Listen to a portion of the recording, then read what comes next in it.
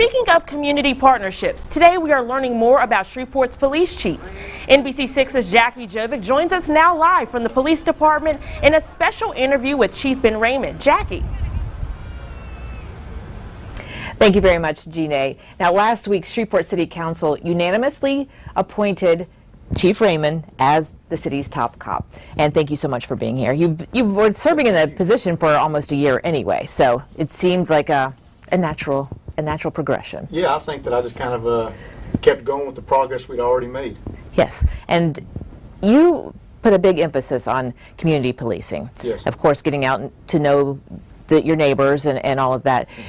What does community policing mean to you, and why do you think it's so effective? So community policing is an understanding that we cannot continue to reduce crime and solve some of the problems that habitually affected Shreveport with just enforcement techniques.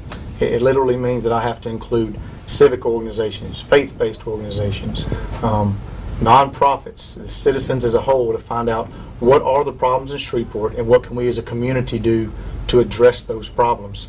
So you can't arrest your way towards a lower crime rate. You really have to look at the root causes of crime and try to determine, okay, what can we do to eliminate some of these root causes so that crime doesn't occur in the first place. What have you done so far in the past 10, 11 months to implement this? Yeah, so one of the biggest things that we've done has been the supplemental patrol program. So I believe that, you know, if you really want to improve community interaction and involvement, you have to have more officers on the street. So the supplemental patrol program has allowed us to have more officers on the street.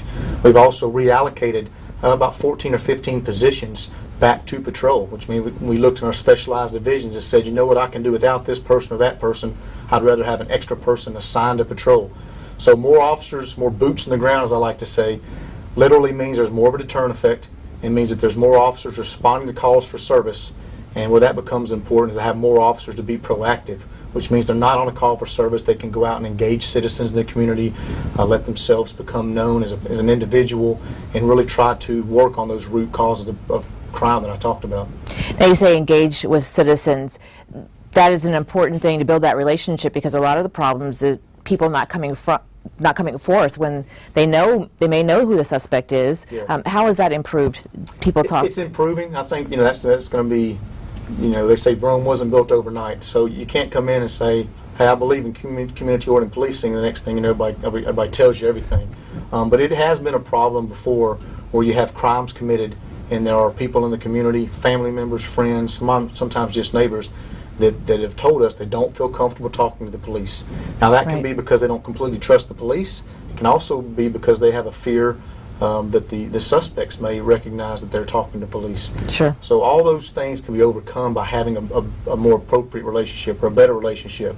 And I've said that, you know, I want people to know Ben Raymond, not Chief Raymond. Because Chief Raymond, they might be a little afraid to come talk to. Right. But if they know who Ben Raymond is, they'll feel a lot more comfortable. And hopefully that'll lead to solving some of these crimes that we otherwise would not get information we need. And thank you, by the way, for helping people get to know who you really are. Now, according to the most recent monthly crime report, Shreveport has had 22 murders this year, compared to 33 at this point last year. That's a 33% drop. So what can you point to as the reason we've seen that decrease, and what needs to happen to keep that trend going? Yeah, well, so just that was the end of August 2019. I actually got updates as of today. And as of today, we've had 27 homicides as compared to 41 last year. So over a 34% decrease. But I say that hesitantly. I don't want to pat ourselves in the back. We're not excited that 27 people lost their lives to violent crime. But it does show we're heading in the right direction. It's certainly better than 41 people having lost their lives to violent crime. And I wish that the police could take full, you know, responsibility or thank for that. You know, I wish you could say, hey, look what the police have done. Violent crime has dropped this much. It's not really completely the police. It has a lot to do with the community as a whole. There's a lot of systemic things that cause fluctuations in violent crime. But I do believe having more officers on patrol and kind of returning or increasing our community-oriented policing efforts is assisting. So specifically talking about community-oriented policing efforts and people giving us information, our clearance rate for this year is about 74% right now. The national average is 61.5. So that means that although there are crimes being committed, we're solving them a lot quicker. And that helps to decrease future violent crime. It also, I think, shows citizens that we care. We want to improve the crime rate. But it's all too common when you have a violent crime for people to take the matter into their own hands. So if it was a crime-related violent crime, for example, a drug deal gone bad, or a weapons crime, or domestic incident, it's not uncommon for family members and friends to say, I'm not going to talk to the police, I'm going to handle that myself. Well, that leads to more violent crime. So by taking those suspects off the street, we literally might be saving their lives, and we're certainly reducing the possibility of more crime erupting because of one single act of violence. You said that 27 is still too many lives lost. What do you say to the mothers, fathers, children, family members of those people who have lost their lives?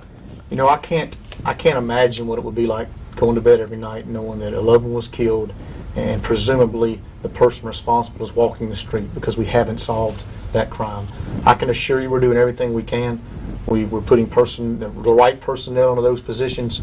You know, police officers have type A personalities. We're competitive. So I can assure you we want to solve those crimes. There's not a detective on this force that wants to have a single unsolved crime, especially a violent crime. So we take it personally. We work hard to make those arrests, and don't give up hope. It is not uncommon for a crime to go unsolved, and maybe just takes one little change to give us the information we need. Technological advances. You know, look where DNA has come over the last decade. And a lot of crimes nationally have been solved because of the improvements in DNA that we didn't have, 10 years ago. It's also not uncommon for someone to be charged with a crime at some point in the future and say, you know what, I really don't want to go to jail for whatever that crime is. Right. I'm going to give some information that I've known about for a number of years and see if I can help myself out with these charges. So there's a lot of things that can happen going forward. Just because we haven't solved a crime at this point doesn't mean we're not going to solve it. You're working hard. You're working hard. Well, during last week's confirmation vote before City Council, you said there's a basis for the distrust between Shreveport Police and Shreveport's black community. Now, you've said that you want to work to repair that bridge. How do you plan on doing that? And again, I think it goes back to that community-oriented policing. So if we just look at it, and this is a national trend, it's not a problem for Shreveport in particular. I think it's policing in the South as a whole and to somewhat in the nation. Historically, the police were called upon to enforce laws that were detrimental to especially the African American community. So look back during the Civil Rights Movement, during the Jim Crow law. So go back 100 years, 150 years to slavery. The laws that were passed by the legislative branch at the time and supported by a majority of citizens at the time were enforced by the police department. And so that's difficult for police officers now to overcome because there are certainly historical roots in some families believing the police are out to harm them. Police are against them based on their skin color or their socioeconomic status. And so what we've got to do is just get out there and again let people know us on an individual basis and recognize that we have integrity, we have their best interests in mind, and although we can't, we can apologize for the past, but we can't go back and change the past. Do you want a better future for your children? Because if you want a better future for your children than one that you may have lived, you've got to work with us. Otherwise, we're not going to be able to improve as a community. All right. Thank you very much for taking the time to sit down and talk with us, and we look forward to hearing more from you. Great. Thank you, Chief.